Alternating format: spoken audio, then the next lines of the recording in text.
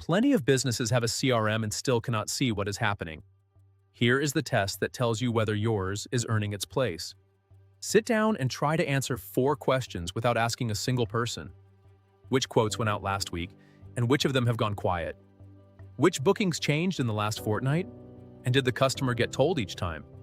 What is currently sitting with admin waiting on someone else? And which jobs are finished but not yet invoiced? If you had to open 3 places or ask someone, the CRM is not configured around how your work actually moves.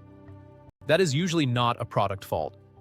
Most systems get set up around the stages the software suggests, rather than the stages your business really has. The fix is to map your real workflow first, including the informal steps, then rebuild the stages to match. Name who owns each handover.